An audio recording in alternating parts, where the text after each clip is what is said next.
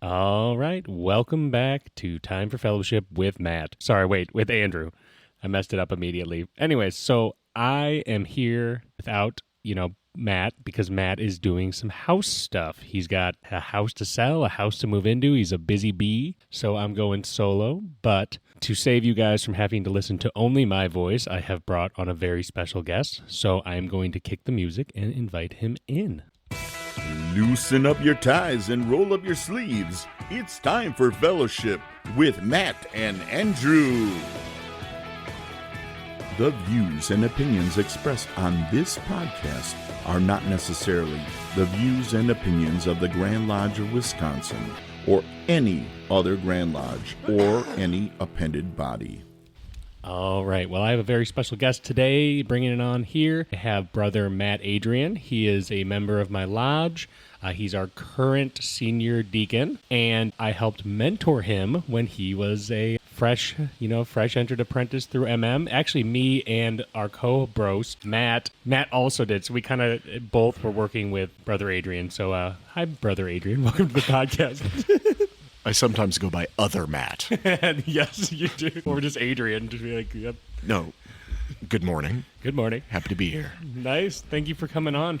So we will hit you with the standard coming in question. Can you just tell our listeners a bit about how long you've been a Mason and what got you into Freemasonry? So, believe I was made a Mason. I'm one of the people who fell into the COVID conundrum. It was back in October, I think, of 2021. So I've been a Mason since then. Got into Masonry, and after listening to lots of these shows and having lots of conversations with people, we all feel like we have the same answer. I came into it, initially never really thought much about it, but I had a classmate of mine, who was also Brother Sam. Before we were both Masons and we came through together, he had kind of said to me while we were in school one night, he's like, hey, what do you think about these Freemasons? Yeah. Kind of knowing him, he was kind of like, do you think what they say is true about them? And I was kind of like, I don't know, man. But he said, he's kind of interested in it and got out of law school, and then we're both on our doing things, and then kind of realized that I needed something in my life was kind of vaguely normal. As a Freemason, vaguely normal. Yeah, exactly. I didn't say I was good at normal. And kind of was thinking back to that conversation that could have easily been a year that I'd had with Sam, and I was looking for just like fellowship like everybody else. Obviously, with Freemasonry, when you scrape away all of the controversy or the conspiracy, it's kind of an initiatic system.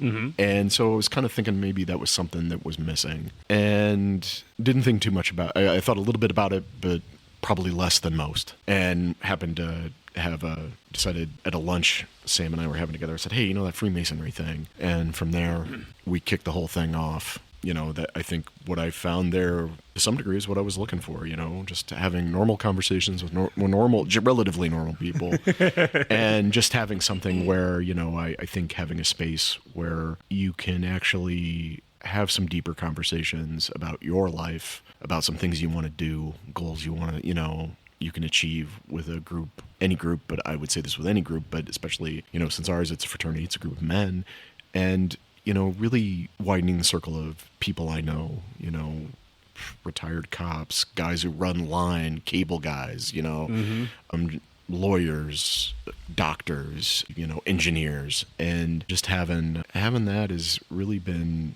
a much bigger an important thing to me than I thought it would be when I started out. It's weird in the way that, you'll talk to people who, they come in with a certain expectation, right? And and they sometimes have some preconceived ideas in their heads. And it's interesting that along the way, oftentimes they find something else and they go, oh, but I like this more than what I was initially thinking, it was going to be too. I mean, I know some people, want, changes, or they want additional stuff, but they also find something that is not what they expected, but something that kind of resonates with them. Well, and I think this gets to some of the things I think when we were kind of spitballing what to talk about today, is that Masonry has produced all of this literature. Oh, yeah. I mean, it is, I don't know, since I don't belong to any other fraternities, but, I don't see the moose or the elk generating this much literature where all of the men who join this fraternity seem almost obligated to write down what they think it all means. Yeah, it's weird because it's also like what I've always found interesting with the literature too is one, when you look at the professions of the people writing the literature, it's not just authors, professors, or like the kind of people you would expect to write literature. It's just like this, whatever job decided they needed to produce some sort of work, and it inspires people to explain it, because the key is that since the people who wrote the ritual didn't explicitly explain what it all meant, it's been a series of everyone explaining what it means from their perspective, or trying to gleam at it historically as close as they can get. So it's really, when you're reading the literature, it's various opinions from Masons in the context of their time trying to explain it. And I think it's interesting that everyone has a personal, understanding of the craft. And I think that's actually key, because this was a big idea I came across when I was starting to read all this stuff, and I double checked this just to make sure I was right, but like Carl Claudy, for the unaware, who has written his own library of books about Masonry, and it's an idea that flows, he even mentions, Pike mentioned it, is that we are all, despite we have these things that bring us together, whether it's the degree work, the many things in Masonry that make Masonry cross borders, is that you are ultimately, at the end of the day, making your own Masonry. You're building your own temple. You're building your own temple. And that is one of those things that I think is important, that sometimes you think when you first come through that there's some sort of like, and this is Masonry. And it isn't, it is part of that. But what I think gets to why you said that this whole literature is not just written by experts. It's written by everybody. And I think that gets to what I actually kind of really like about the craft, is that it is a call for autodidacts, people to educate themselves. Sure. And it provides you kind of a framework for doing that. And what you see in the literature is all these men trying to answer that question. And it gives them, the reason we use symbol is it gives them a vague enough philosophical tool that it asks you, I would like you to bend your mind around this symbol to try to unpack its meaning. And I think that is oftentimes the meaning of the symbol itself, is we're going to give you a framework and I want you to contemplate, how would this be applied? Can you imagine how one might use a common gavel on your mind to kind of impart you to interact with a philosophy firsthand, instead of just reading it going, yep, that's what it means, moving on with my day. And I think that's the thing is, once you understand that it's a symbol, and that I guess the big idea I'm always interested in is that it calls you to more than just reading books about Masonry. Yep. And if you will indulge me, because I know we were going to talk a little bit about books today. Yep. If you will indulge me, because we're obviously going to talk about Masonic books that we like. Yep. So just for our listeners' sake, me and Matt are both avid Masonic book readers. And so when I was talking to him last week about coming to the podcast, he was like, what do you think we should talk about? And I was like, I don't think we've sat down with anyone and talked about what are some really good Masonic literature. And me and Matt both share a passion for that. So... And I think it's one of those where I started to do it and then realized that I feel like I'm going to immediately move the goalposts on everybody. But we live in the rabbit holes. Yeah. So, and that was the other thing, is to I think how to avoid rabbit holes, I feel, is an important concept to get into. But because Masonic literature is rife with rabbit holes. Oh yeah, I can send you on journeys. Yeah, and Carl Claudy, in the book The Old Past Master, which was one of the things that I will recommend, is the Masonic Service Association of the United States, which has been providing education resources forever. What is it called again? The Masonic Service Association. Masonic Service Association. I think they're behind the Short Talk Bulletins, or they were affiliated at one time with Short Talk Bulletins. I think that's it doesn't matter. But anyway, it's similar idea, and I apologize to all the parties I may have mislabeled in the last 2 minutes. But he was writing in The Old Past Master, and they're talking about the concept of a Masonic library. Most Masonic lodges have just a collection of books. And as with the Old Past Master, it's always a newly made Master Mason always seems to ask a simple question, or is a little off. Yeah. But there's always happens to be, luckily, an Old Past Master just around the corner, just says, I can't help but heard what you said. And Yep. now let me just talk for a short period. And he writes about the concept of a Masonic library, that the Masonic library, which has only Masonic history and philosophy, offers but little to the true seeker after light. A Masonic library should be a library of all knowledge, including a great deal on Masonry, but as much on philosophy, science, religion, art, history, that its users have the opportunity to learn. And I think that's a big idea, is that when we talk about Masonic books, that as Freemasons, we're called to kind of educate ourselves, not just in our own history or philosophy, but that our own history and philosophy is actually influenced by the history of the world. The philosophies that are in the world, the all of those things, the literature, all of these things, if approached with the right eye and ear and all those other senses, are as important as these inevitably blue-covered books that if you know what you're looking for, you'll know you know. If you're in half-price books, you can spot them from a mile away. Exactly. Well, and the thing that's interesting, too, is, like, when they say, like, everyone gets so obsessed with saying it has to be Masonic content. It has to be Masonic content because for a while people were not getting enough Masonic education. They kind of forgot that when you look at, old minutes from lodges, traditional lodges, they weren't always educating in just Masonry. They were educating in the arts, sciences, and philosophy because in the Fellowcraft degree, we're strictly told to kind of try to, in order to become a better man, you need to have a good base in the kind of the liberal arts and sciences. And within that, there's a lot of breadth to what you can educate brethren on and how a brother should educate themselves. And I think with that, in the Fellowcraft degree, because it can sound like, well, then I got to study this and I got to study that, and this needs to be in there. And I always think that, which can make it seem daunting. I think in the end what it is telling you is it is good to have a wide breadth of knowledge, that curiosity is good. So follow your curiosity. If you're like sitting there going like, well, I need a little more philosophy in my life. How do I more beautiful weather out here? Beautiful weather, wind pushing through our garage studio. That it doesn't need to be so regimented, even though we'll probably talk about having a little regiment is good. Because I think what always, is that because there has been so much around the fraternity, historically speaking, of, conspiracy, that the symbols we use have different contexts and different, belief systems. Sure. The esoteric. Yeah. What does esoteric mean? And, as we obviously, the stuff that if you unfortunately gets into your YouTube algorithm telling you that we are the secret chiefs of the world who run everything. Yep, a very noticeably anti-Semitic type of connection. And just all of these things that are frankly damaging and unhelpful for a variety of reasons. Well, and the key, too, when you're talking Masonic literature to that point is you have to really know who's writing it and what their credibility is to be writing it, because you can get some stuff like, in the nicest way, I enjoy Manly P. Hall, but he's full of crap a lot of the time in the nicest way.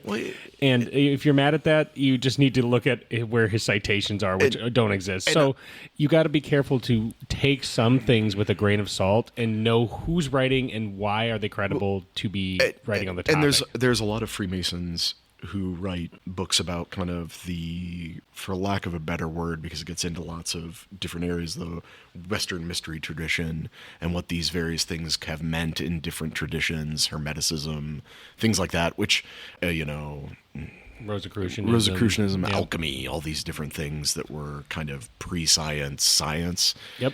And I have read some of the stuff. I do find it interesting, but to me, what makes Freemasonry useful, I won't say special, but definitely useful, is that it is practical. Yep, it doesn't delve too deep into the why are you here. It delves more into what to do now that you're here.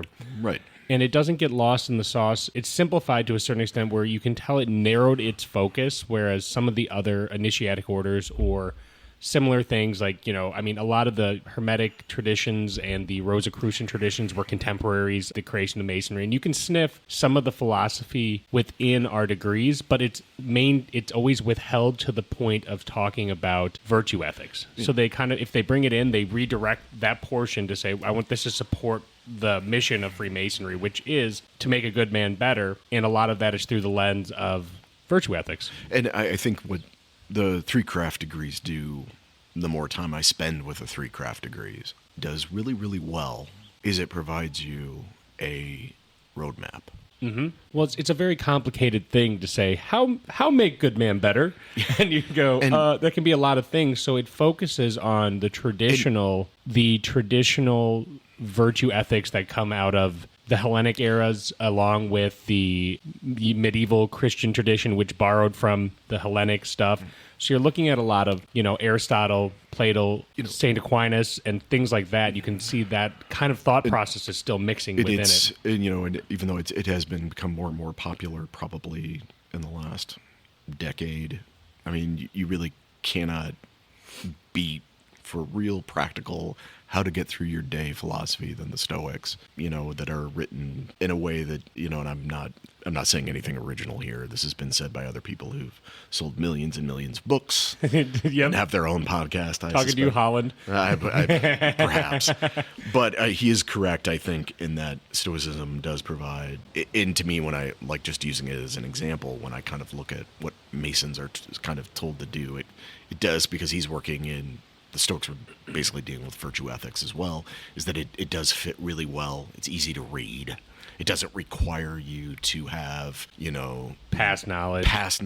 It doesn't require you to be up on your Plato and your Aristotle and, your various other philosophers. What's interesting when you're talking about Stoics is Stoic literature reminds me of Masonic literature, where it's just a guy, whether it be Marcus Aurelius, Seneca, or whomever, talking basically to themselves about how to be a Stoic, like kind of how we talk about how to be a Freemason. A lot of their stuff is so palatable because it's a human who's been imparted with a philosophy, and then they're writing down what they're experiencing, what they think works, what they think doesn't work. Right. And if you're reading, Marcus Aurelius, when I read him, some of the lines are almost identical to lines in Masonic ritual. I remember there's one on circumscribing the passions, and it even says circumscribing, and it uses a similar allegory. And I go, I smell where this might have came into the craft is from people who were probably up on Marcus. Yeah, and I think that when you... And that's the thing, I think, when you demystify it a little bit, that it doesn't have to be, secret knowledge. Because I'm a firm believer, and this gets at one of the other books I know you have recommended to me, and I think easily is when, well, I'll just cut to the chase here. Andrew Hammer's Observing the Craft, which is a book that...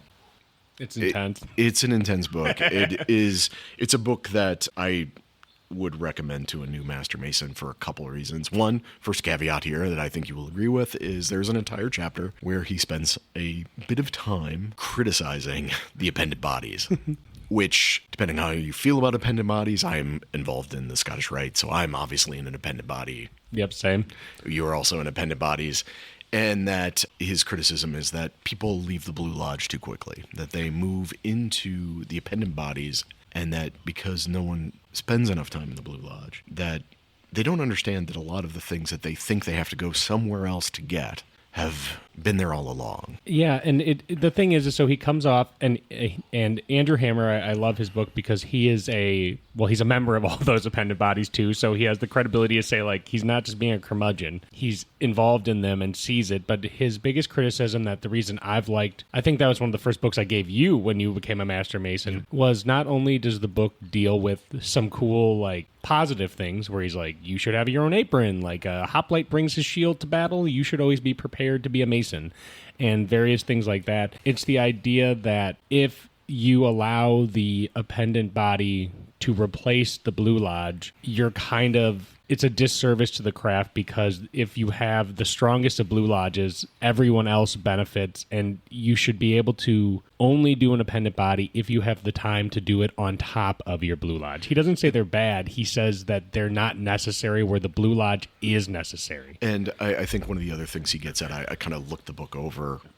again, because I come back to it every once in a while. It's a book that it is worth rereading. Just the idea of how to carry yourself in lodge, how to pursue, and he says, you're pursuing excellence, whether that is it is in your dress. And this doesn't mean, and he has, I think people say, oh, so you mean I always got to be wearing a tuxedo? And he goes, if you are, and I think this is something I've read in interviews with him, where he's like, if you're, obviously, yes, he's like, you should dress well as best you can. But also the idea is that it isn't just the outer, it's the inner. It's about trying to carry yourself, do the ritual as best you can, to always be improving it, because through the ritual, through the degree work, through doing dinners, just all of those things that you do within the lodge, if you do it with the right mindset, you will start to be a better Mason, and you'll have a better lodge. It's like the whole thing he's saying there is that excellence is a habit.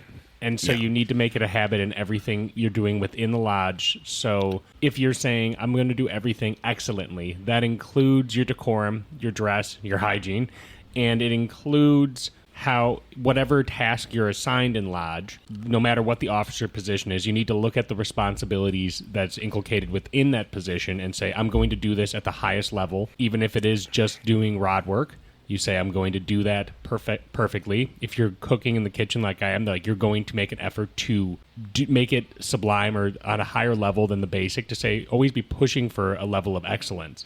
And it isn't just like, I want to do a good job. By doing it, you are actually starting to get at what Masonry is trying to teach you, which brings me to the other thing I always recommend new Masons now, that I have people coming up to me as new Masons and saying, oh, what books should I read?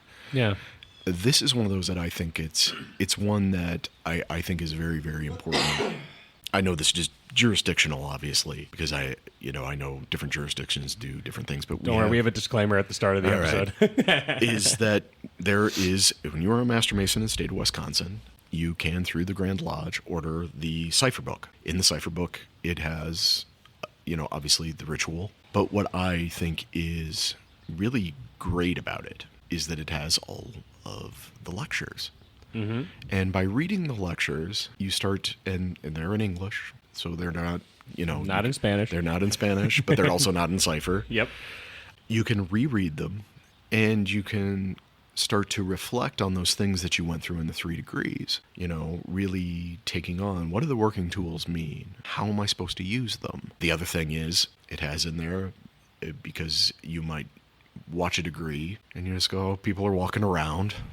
Yep. But when you actually get to look at the floor work and certain things, you start to kind of unpack some of those other things. Yeah. From that are important and lessons to be learned. And it doesn't require, a deep knowledge of the esoteric symbolism of this or that. That it's all there, and it is comprehensible to a man who has become a Master Mason. And the thing is like, everyone, you'll see people on Reddit and various people being like, we're ignoring the esoteric, we're ignoring it, it's there, we're ignoring it. But the problem is that sometimes my frustration, and I love esoteric and I like going deeper with the symbolism, is you should start by understanding the actual right in front of you ritual and lectures, because that's like the first step to even being able to access the more deeper stuff and the deeper conversations. You need to have a strong grasp of what is already laid out for you, and people just want to skip past it and find something, something mysterious that's beyond that, but it's always sitting right in front of you. And I think one of the best ways to start to get more esoteric with the Masonic work is, it says it right in the Fellowcraft degree, that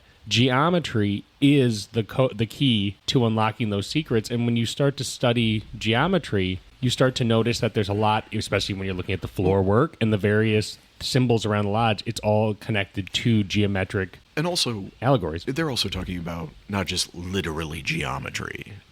There's a way they talk about geometry in that lecture that I think is useful. But yeah, it's, when you're looking at geometry, it is doing it from like a philosophical way as well. And I think to to throw out another book recommendation. And this is a author who I have been circling. I have not gone deeply into Brother Chuck Dunning's work on contemplative masonry, but I have all the books, and apologize to Brother Dunning that I have not been able to go as deeply into them as I would like. But he has in his first book, what I like about his work generally is that it is just really taking techniques that exist within, most religions and applying them to the lodge room. And I'm painting with a very broad brush here, so I apologize. But he has a chapter that I in his first book, Contemplative Masonry, called A Straightforward Approach to Masonic Esotericism. Okay. And what I appreciate about it, and has really influenced me, is that he's like saying basically what we've been saying. It's all there. Like, you have the ability to come to some personal understanding of what these things mean. You don't need to, get out your Hermetica and delve into the deep end of that to understand what's going on here. That it's there to be seen. All you have to do is apply your mind to it, and you will get something useful for you out of Freemasonry. And it's esoteric because it's veiled in plain sight right in front of you, and it goes, I need you to do the effort to see beyond that veil. And kind of following along with this line where is that this stuff doesn't require you to run out and fill up your Amazon cart, which is what I have done.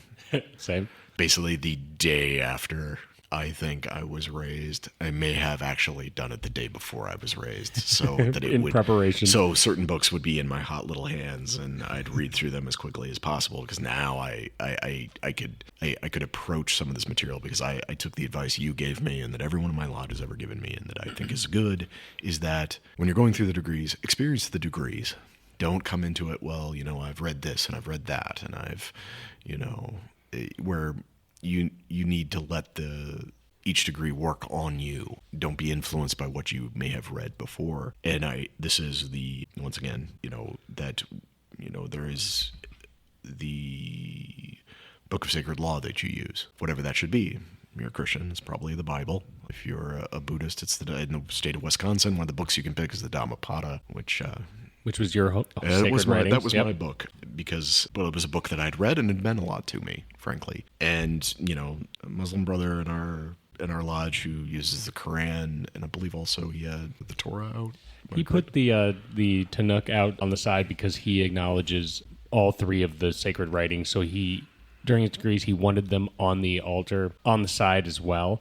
Even though he came out to me the other day, he's like, "Why is the Tanakh out?" And I go, "You made us do this? I don't know." I said, "Why not?"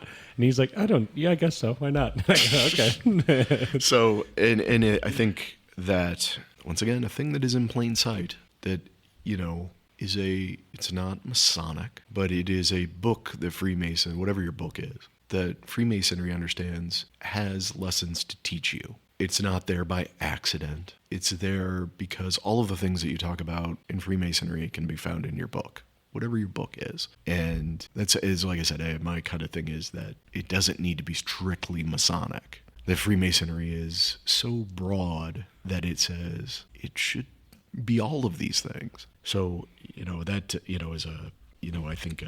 is something that I think people might skip over. And it's pretty clear when you look at so like you were saying how we'd ask candidates not to read before so they can experience it.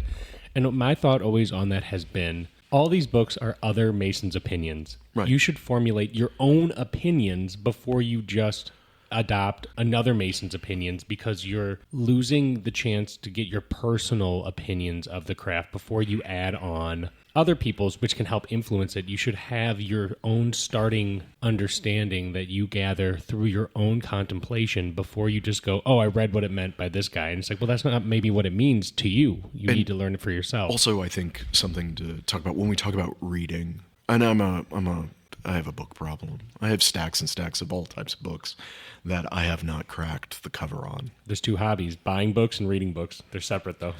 And I think, and this is for all things, but Freemasonry, I think this is especially applicable for, is that you need, the reason why Freemasonry works on people the way it does is because you don't just stop when you read the book. that you actually do something with what you read in the book. You act in the world. And I think that's the thing that opens up Freemasonry for you, is that doing a pancakes breakfast, if you are there in the line, as we have Santa breakfast coming up, and Yeah, it'll be your big show. yeah, my big show. As I recall, the first time I was there as a steward, is there something about serving other people that will act on you, that it isn't just, I'm serving people pancakes in the morning. I'm early, I'm tired, I can't believe I got to do all this work. And it isn't sexy or esoteric, and it isn't, candlelight and, tomes of dark Hooded lore. figures. Yeah, exactly.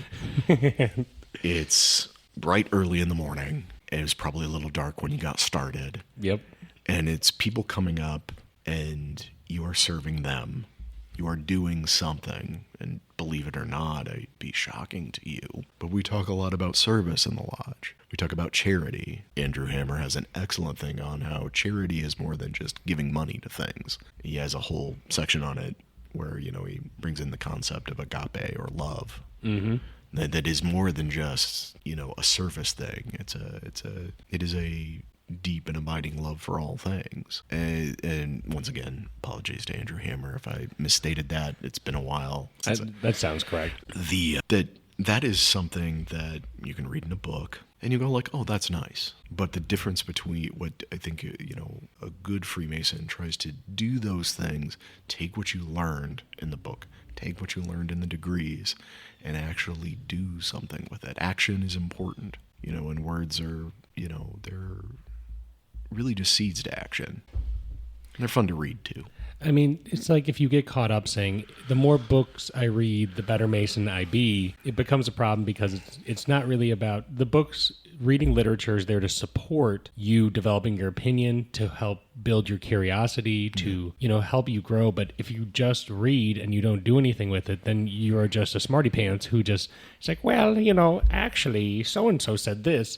It doesn't matter. It's really what matters is what does it actually give you in the living world and what you do. But to tie this conversation to a little bit of a bow, and then I have another question for you. Yeah. I think what we're kind of saying is when it comes to the esoteric work, studying esoteric, studying philosophy, books, etc., it's really all already in front of you to unpack, and that you should be curious and a life learner, so you should let the books support your Masonic journey. And I would recommend a good Mason should read, because even if it's not Masonic, something that's educational to learn and grow their knowledge base. But that Masonry doesn't live in the pages of a book.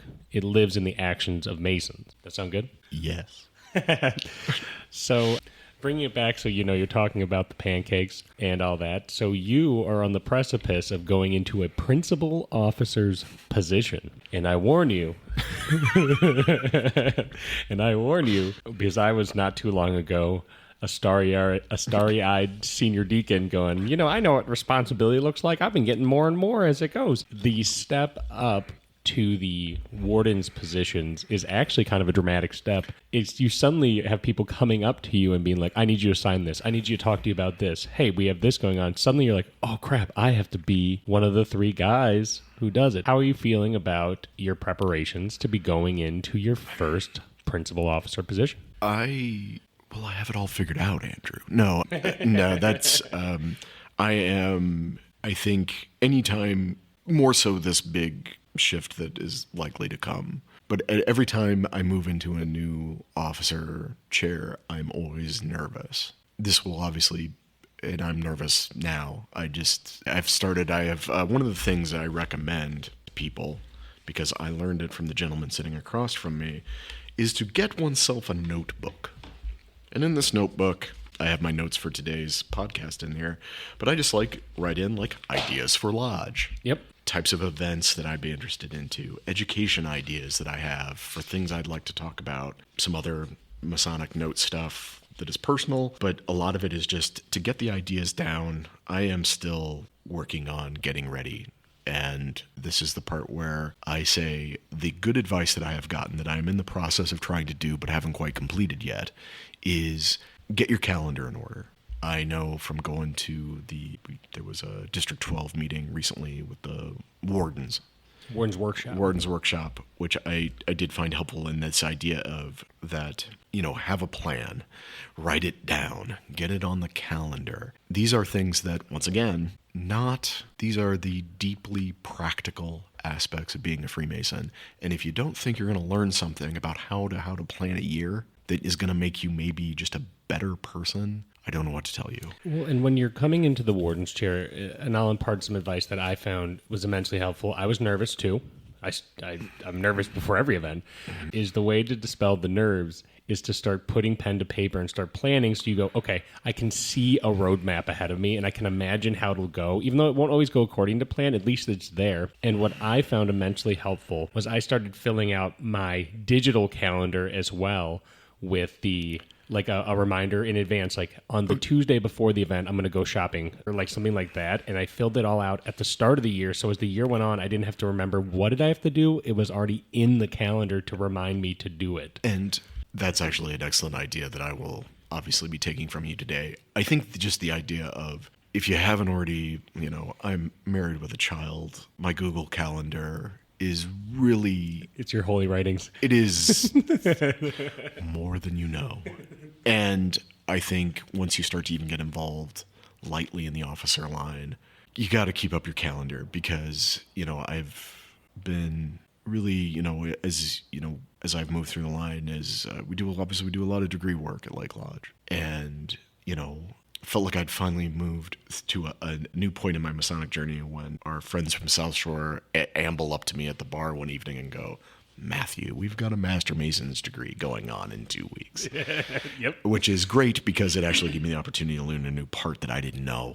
But it was one of those moments of all of a sudden, I remember with that one, was all of a sudden I realized we had a lot of degrees going on. And then also I had inadvertently agreed to a new part that at the time I hadn't quite appreciated, that I was taking on a different position than I was going to be doing. And I really had to schedule time to sit down and learn it because I did not have very much time, because the reality was I had about a week. I think it was like a week and a half. A week and a half charitably to do it. I mean, even though he gave me plenty of heads up, but it was just, we were doing entered apprentice. This is what happened. Did an entered apprentice degree 1 week, a fellow craft degree the next week, and then their degree was a Master Mason degree. And so it was a lot of degree work I had to keep in my head. And swapping between degrees. Yep. There was a point where I may have done all 3 degrees at different stages of the degree. And I think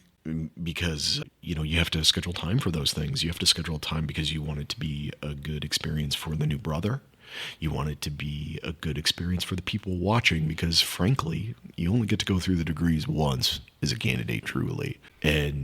But you do get to see, if you travel, a lot of degrees. And that's also another thing of, it's our liturgy. It's how you are reminded of the things you may have forgotten. It's how you're resynchronized with Masonic philosophy. Yes. And, that's why, I think hammers on the doing, running your lodge in a particular way, because that is, opening and closing the lodge.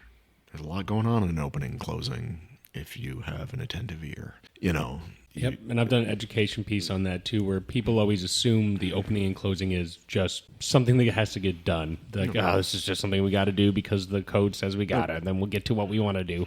But it's actually an integral part of what makes us a Freemason. Well, if you weren't sure what each person's job was in the lodge, if you listen to your opening and your closing, you're told every time what the job, of the Junior Warden, Senior Warden, and Grand Master is.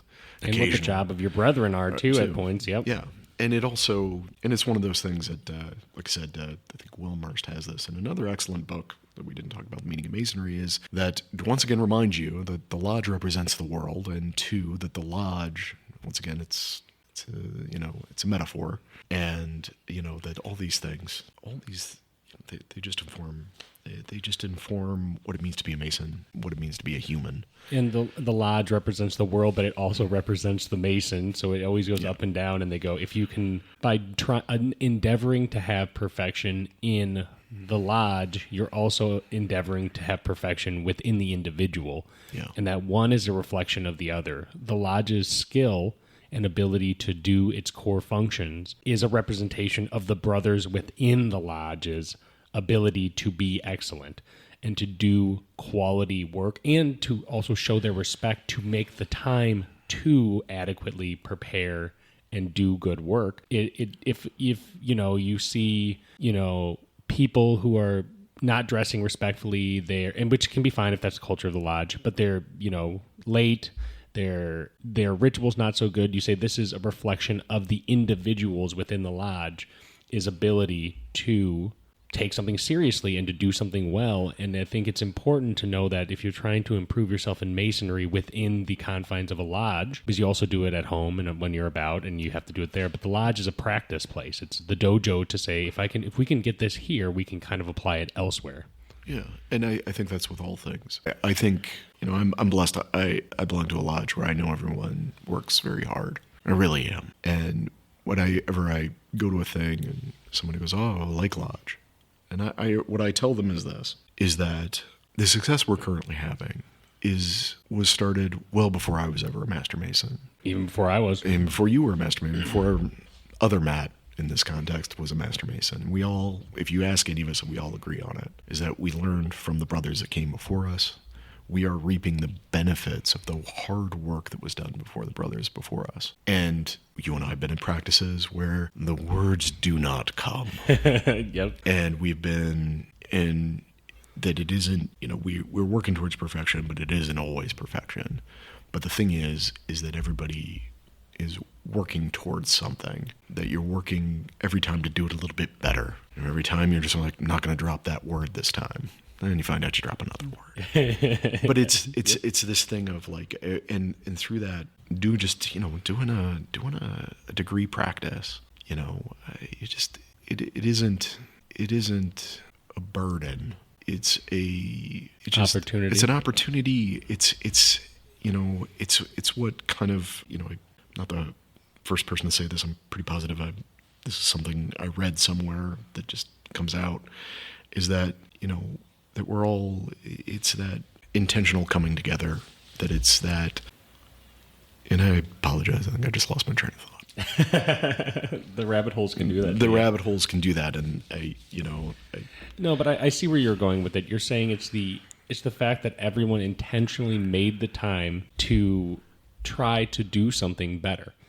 And that it's powerful because you're doing it not only for yourself, you're doing it as a team, which can be very unique. And I think that's where a lot of the bonds of fellowship are created, is that you're all endeavoring to create perfection together. And, there's something very traditional about that and something very craftsman-y, where you're saying we're all here trying to make a perfect building and stuff like that. And it when it works well and you nail a degree and you go, wow, that was awesome, you didn't do it alone. You all had to do it together and to create something beautiful.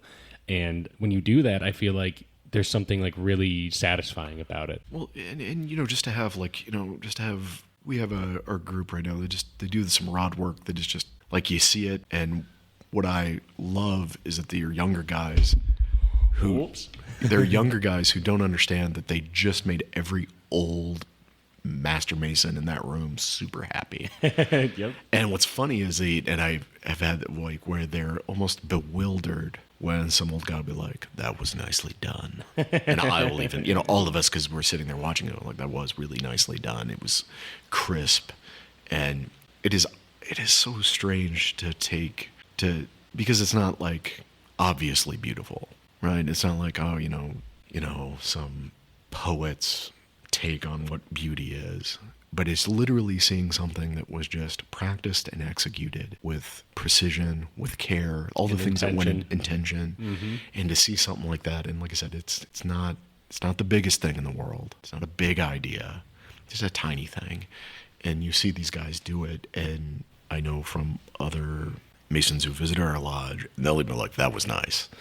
And it's just a little thing. And to me, that is the thing that I'm always surprised by. It's not the big stuff. It's not the, we've been talking about. It's not just, these big esoteric ideas. It really is a reminder that it is the little things, an interaction you have with a brother, an interaction you just have out in the world that have outsized influence on the world. Yep. All of your esoteric knowledge matters little if you are not kind. All of that matters little if you aren't honest with a brother. Little of that matters if you have no charity. And I think that is the thing that as I get older, I think is the most important.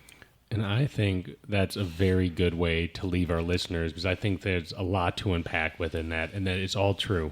But I would really like to thank you so much for coming on the podcast and indulging me as I shove a microphone in your face. It's been a pleasure, because it is not something I talk about publicly very much. If I talk about it, I talk about it in the lodge. Yeah, I think there's a lot of very insightful things we can leave our listeners with today. And I'd like to remind our listeners to please, please, please follow us on our socials, TikTok, Facebook, Instagram, etc. And you can always email us at timeforfellowship@gmail.com. And I want to thank you so much for listening. Have a good one.